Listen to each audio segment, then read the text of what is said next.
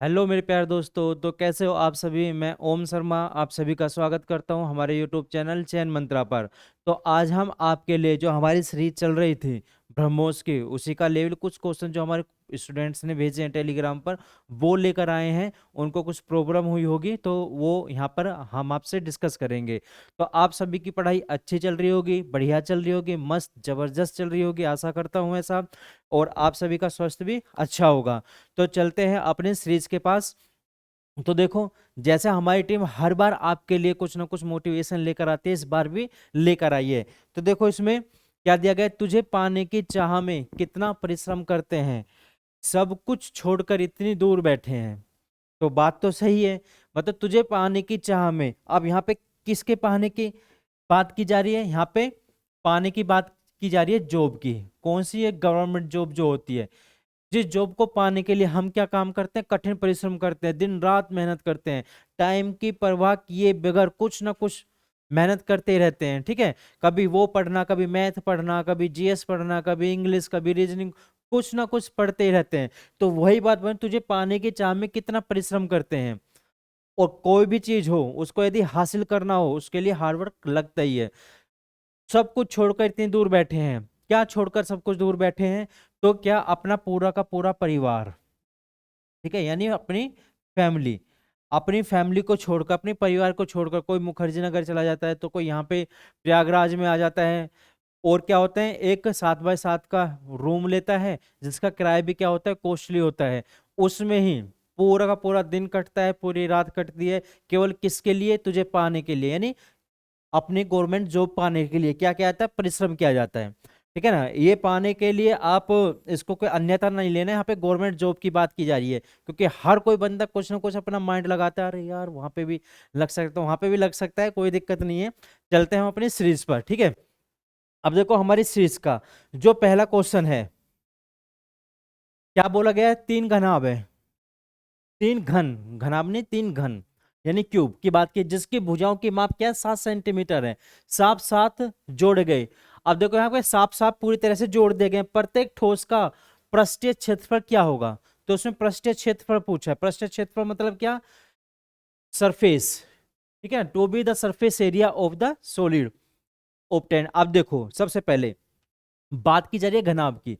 यदि हम घन की बात करें तो घन तो ऐसे ही होता है। ठीक है, ये घन ही तो होता है इस टाइप का, ये घन हो गया। अब ये जो घन होता है, इसकी भुजा की माप क्या होती है, ए होती है। भुजा की माप क्या होती है, ए। यदि हम इसके आयतन की बात करें तो इसका आयतन ए क्यूब हो जाएगा। ठीक है ना, आयतन इसका सीधा सीधा ए क्यूब हो। लेकिन यहाँ पे क्यूब की तो बात ही नहीं की जा रही, यहाँ पे घन की तो बात ही नहीं की, यहाँ पे घनाव की बात की जा रही है। अब घनाव कैसे, क्योंकि इसको साथ में जोड़ा गया है। अब ये तीन है, तीन घन है, अब इनको आपस में जोड़ा। जैसे यहाँ पे हमने तीन घन बना लिए, तीन घनों को बना लेते हैं सबसे पहले।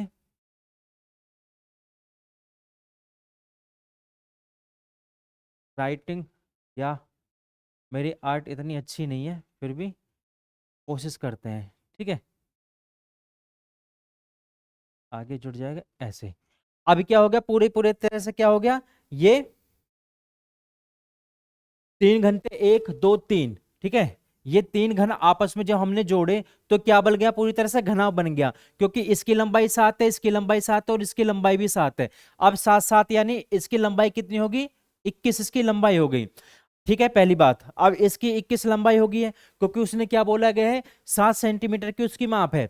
तो यहाँ पे इसकी माप 7, इसकी माप 7, इसकी माप 7, तो इसकी लंबाई क्या होगी, 7 होगी। अब यदि इसकी चौड़ाई की बात करें तो इसकी चौड़ाई तो भी 7 होगी, इसकी यानी बी, इसकी चौड़ाई भी क्या होगी, 7 हो जाएगी। अब इसकी चौड़ाई 7 होगी। अब यहां से लेके हाथ तक की जो इसकी ऊंचाई है, यानी ऊंचाई, ये भी क्या होगी, 7 हो गई। तो इसकी लंबाई 21, चौड़ाई और ऊंचाई 7 7। ठीक है, ये पूरी तरह से हो जाएगा, क्योंकि ये तीन घन आपस में जोड़े गए हैं। ठीक है, एक यहां पे हो जाएगा, एक यहां पे हो जाएगा। ये तीन घन जोड़े गए हैं, जिसकी लंबाई इसकी 7 है, 7 है 7, ये टोटल क्या हो जाएगा, 21 हो जाएगा। ठीक है, यहां से इसको मिटान लेते हैं। ये क्या हो जाएगा 21 हो गया, ठीक है, कोई दिक्कत नहीं है। अब इसकी जो ऊंचाई है ये तो भी 7 होगी, ये 7 हो जाएगी ऊंचाई, और इसकी जो ये चौड़ाई है ये कितने हो जाएगी, ये वाली जो चौड़ाई है ये भी क्या हो जाएगी 7 हो जाएगी। अब इसका सीधा सीधा फॉर्मूला क्या बनता है, यदि हम इसके सरफेस की बात करें, ठोस सरफेस की बात करें तो पृष्ठीय क्षेत्रफल क्या होगा इसका 2 LB plus BH plus HL, ये क्या हो गया इसका क्षेत्रफल हो गया, ठीक है, पृष्ठीय क्षेत्रफल। अब इसमें क्या होगा फॉर्मूला लगा दो, L कितना दिया गया है 21 गुना B कितना गया है 7 दिया गया है, प्लस B कितना दिया गया है 7, ये भी दिया गया है 7, प्लस H कितना दिया गया है 7, और ये कितना दिया गया है 21, ठीक है, कोई दिक्कत नहीं। 2 गुना 7 मल्टीप्लाई करेंगे 147 प्लस 7 सत्ते 49 प्लस मल्टीप्लाई करेंगे 147, इतना आ गया 147, तो 2 गुना इनको आपस में जोड़ेंगे कितना आ जाएगा 343, और इसका 343 का मल्टीपल करेंगे कितना आ जाएगा 3 दूनी 6, 2 चौक 8 और 6, तो इसका क्या आ जाएगा 686। और यहाँ पे ध्यान देना 686 यहाँ पे कितनी बार दिया गया 2 बार दिया गया है, सेंटीमीटर और सेंटीमीटर वर्ग, तो इसका मल्टीप्लाई हो रहा है, एक बार तो मल्टीप्लाई है कई बार हो रहा है, तो इसका सेंटीमीटर वर्ग यानी 686 इसका बी करेक्ट आंसर हो जाएगा, ठीक है, क्योंकि ये किस में दिया गया है सेंटीमीटर में दिया गया है, और सेंटीमीटर का यहाँ पे भी मल्टीपल 2 बार हो रहा है, यहाँ पे भी 2 बार और यहाँ पे भी 2 बार हो रहा है, तो 2 बार मल्टीपल हो रहा है, तो इसका क्या बनेगा वर्ग बनेगा। सिंपल एकदम, कुछ नहीं था क्वेश्चन में, सीधा हमने फॉर्मूला लगाया, फॉर्मूले से कर दिया, बस मेन चीज ये थी समझने के लिए, और कुछ नहीं था इसमें ऐसा, ठीक है, आगे चलते हैं।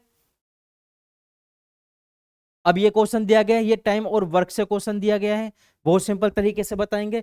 इसमें क्या देगा पी एक कार्य को 16 दिन में करता है, ठीक है, कोई दिक्कत नहीं है, पी दिया गया है, एक कार्य को कितने दिन में कर रहा है 16 दिन में कर रहा है, कोई दिक्कत नहीं। तथा क्यों अकेला समान कार्य को 20 दिन में करता है, वही कार्य क्यों कितने दिन में कर रहा है 20 दिन में कर रहा है। तो आगे क्या बोला, पी तथा क्यों कार्य प्रारंभ करते हैं, पी और क्यों दोनों एक साथ कार्य को प्रारंभ करते हैं, कोई दिक्कत वाली बात नहीं यहाँ पर।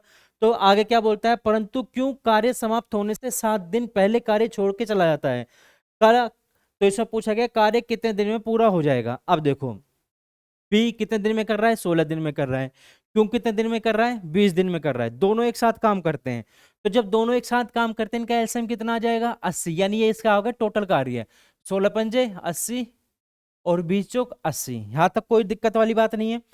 जिसको ये चीज समझ में नहीं आई हो तो मैं जो टाइम और वर्क की जो सीरीज पढ़ाई थी एक बार वहां पे जाके देखना, वहां पे बड़े सिंपल तरीके से लो लेवल से लेके और मेंस तक के पूरी तरह से अच्छे क्वेश्चन कराए गए हैं, ठीक है।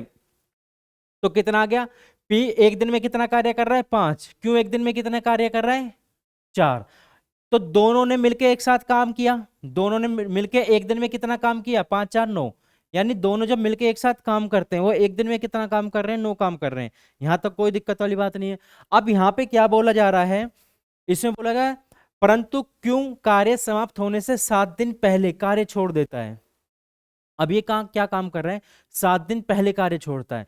जब मैंने सीरीज पढ़ाई थी तो उसमें बताया था, बाद वाली भी बताए थे पहले वाली बताए, तो पहले वाले में क्या बताया था आप लोगों को, जब भी कोई बंदा पहले काम छोड़ के जा रहा है उसको पकड़ लो, अच्छी तरह से कूटो, उसका खूब बेल्ट बजाओ कि तू अपना कार्य पूरा करके जा, जब तुझे पूरे कार्य के पैसे मिले तो बीच में कैसे छोड़ के जाएगा, बात है ना, तू बीच में कैसे छोड़ के जाएगा, तो उससे ये चीज बोलो कि भाई अपना कार्य पूरा करके जा, बात है ना। वो 7 दिन पहले कार्य छोड़ के जा रहा है, 7 दिन पहले कार्य छोड़ कर जा रहा है। अब देखो क्यों एक दिन में कितना काम कर रहा है 4 काम कर रहा है, हमने क्यों को पकड़ लिया अपने 7 दिन का पूरा काम करके जा, क्यों एक दिन में 4 काम कर रहा है, ठीक है, तो 7 दिन में कितना काम करेगा 7 चौक 28, 7 चौक 28 काम करेगा, इसका मतलब क्या है उसने 28 काम एक्स्ट्रा किया, 28 काम एक्स्ट्रा किया तो एक्स्ट्रा काम यहाँ पे क्या हो गया जुड़ गया, तो कितना हो जाएगा 8 और 8 और 2 कितना हो गए 10, यानी अब टोटल 108 काम हो गया।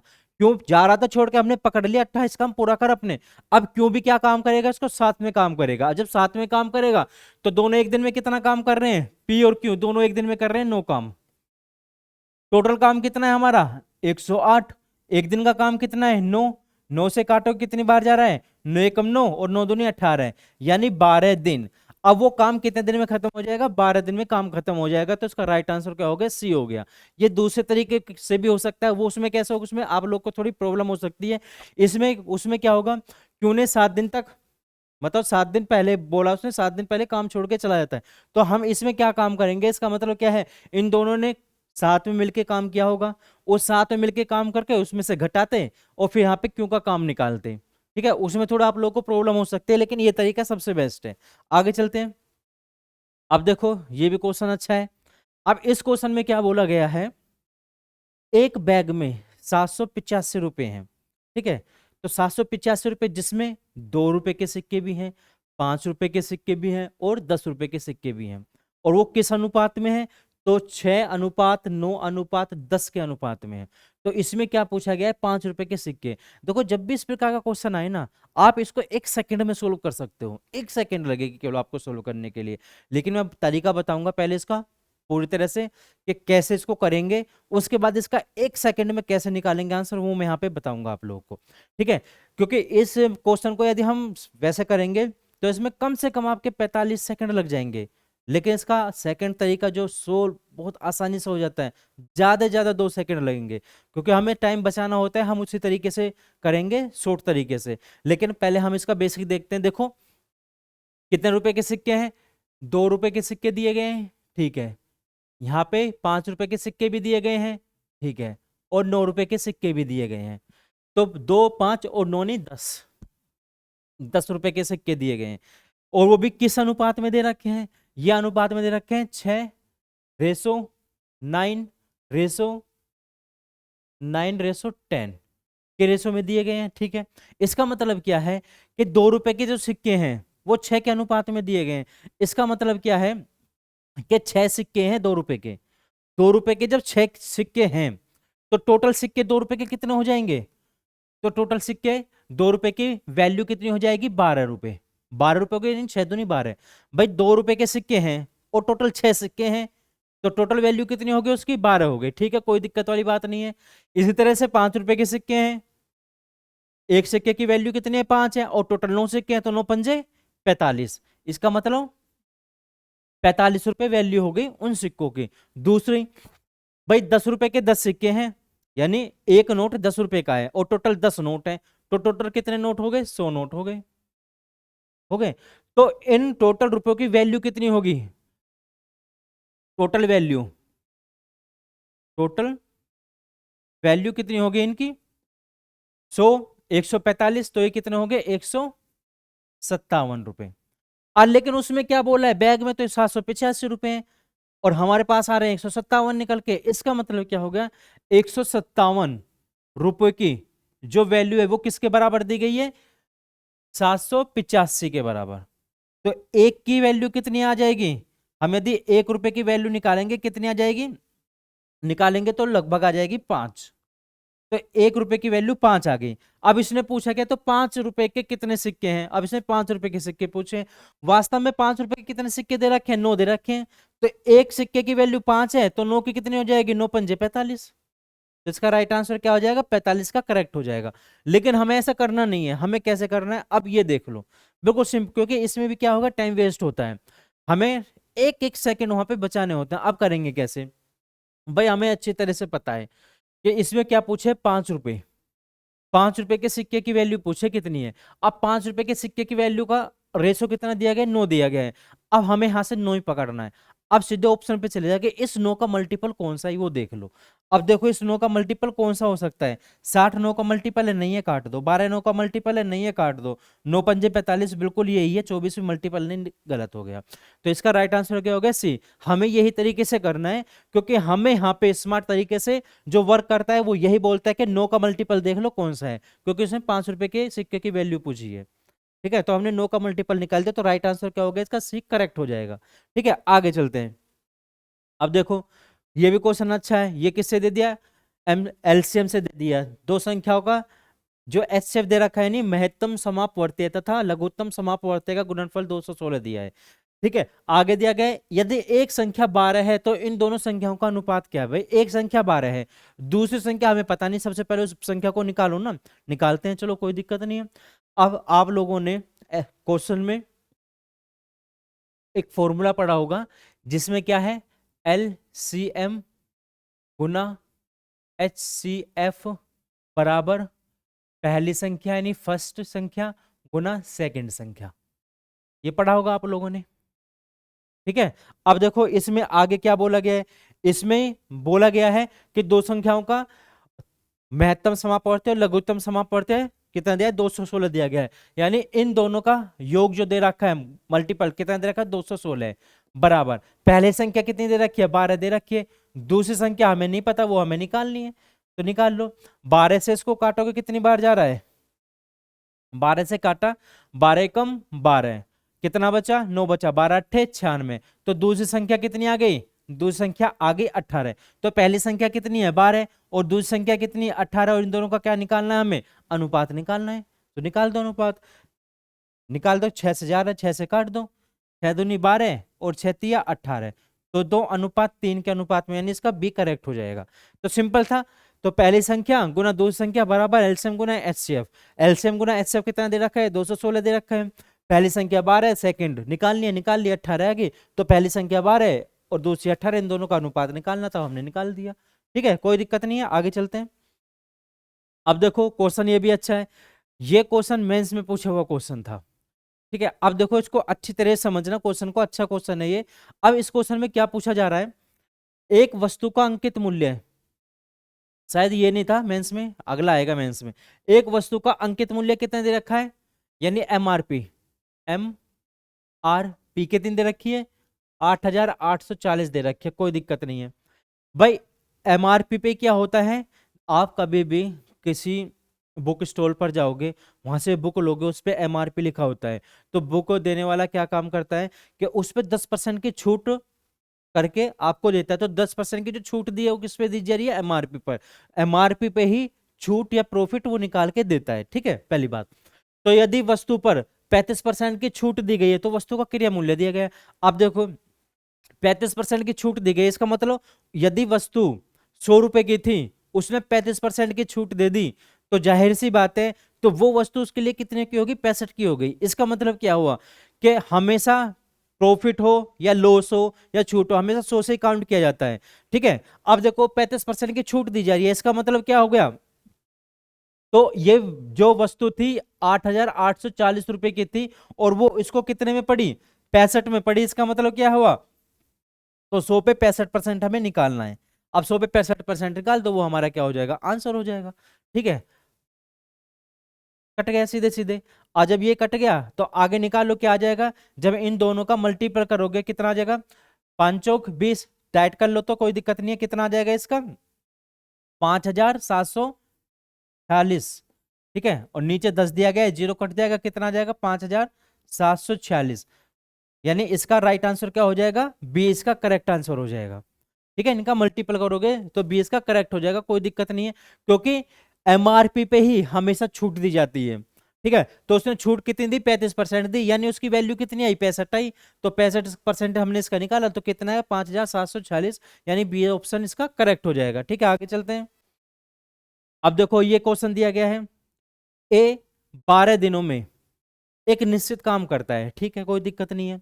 फिर क्या बोला, बी ए की तुलना में 60% अधिक कार्य करता है, बी को उसी कार्य को पूरा करने में कितना समय लगेगा। ठीक है, टाइम और वर्क का आ गया, मैं पीछे पढ़ा चुका हूं सीरीज में, सारे इस टाइप के क्वेश्चन थे, और इससे भी अच्छे अच्छे लेवल तक के। ठीक है, आप उसको जरूर पढ़ना है एक बार। अब देखो इसमें दिया गया, ए दिया गया है और बी दिया गया है। उसने बोला है बी ए की तुलना में 60% अधिक कार्यकुशल है, तो यानी यदि ये 100 करता होगा तो ये कितना करता होगा, 160 करता होगा, बिल्कुल करता होगा। ठीक है, जब हमने इसका रेशो निकाला तो कितना आ जाएगा इसका, काटो इसको, 2 पंजे 10 और 2 अट्ठे 16, ये आ गया इसका रेशो। लेकिन आगे क्या बोला गया, ए 12 दिनों में एक निश्चित कार्य करता है, 12 दिनों में एक निश्चित कार्य कर देता है। इसका मतलब क्या है, ए की कार्य कुशलता कितनी है, 5 है, यानी ए एक दिन में 5 काम कर रहा है, बी एक दिन में 8 काम कर रहा है।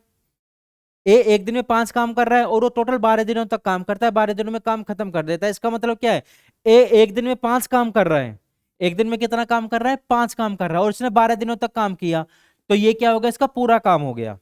ये आ गया हमारा पूरा काम, और इसमें निकालना क्या है कि बी कितने दिनों में काम करेगा, तो पूरा काम बटे बी के एक दिन का काम। रख दिया हमने। जब हमने रख दिया, अब निकाल लो। 4 दूनी 8 और 4 तिया 12, 5 तिया 15, 15/2, 15/2 मतलब 7.5 दिन। तो इसको 7.5 दिन लगेंगे, यानी 20 का करेक्ट आंसर हो जाएगा। ठीक है ना, कुछ नहीं था, सिंपल था एकदम, क्वेश्चन में कुछ नहीं था एकदम। अब देखो ये है वो क्वेश्चन जो मेंस में पूछा हुआ क्वेश्चन था। अच्छा क्वेश्चन है, अब इसको अच्छी तरह समझना। इसमें क्या बोला जा रहा है, एक छात्र है, उसको अधिकतम अंक के 60 अंक प्राप्त हुए। अब हमें नहीं पता अधिकतम अंक कितने, लेकिन वो क्या बोल रहा है, उसको 60 अंक प्राप्त हुए। ठीक है, कोई दिक्कत नहीं है। यदि उसे उत्तीर्ण अंक से 50% अधिक अंक प्राप्त होते हैं, उत्तीर्ण अंक से 50% अधिक अंक प्राप्त हो रहे हैं, फिर उत्तीर्ण होने वाले अंक अधिकतम अंकों के कितने प्रतिशत है। बस क्वेश्चन क्या घुमा रहा है बात को, लेकिन जो पूछ क्या रहा है अब वो यहां पे बताएंगे। कंफ्यूज कर रहा है। अब देखो एक एक शब्द को लेते हैं, चलते हैं आगे। अब उसने बोला एक छात्र को अधिकतम अंक के 60 अंक प्राप्त हुए। इसको एक्स मान के भी कर सकते हो और 100 से भी कर सकते हो। हमने 100 माना, 100 मान लिया, तो 100 में से उसको ये अधिकतम अंक हो गए, ठीक है, यानी मैक्सिमम।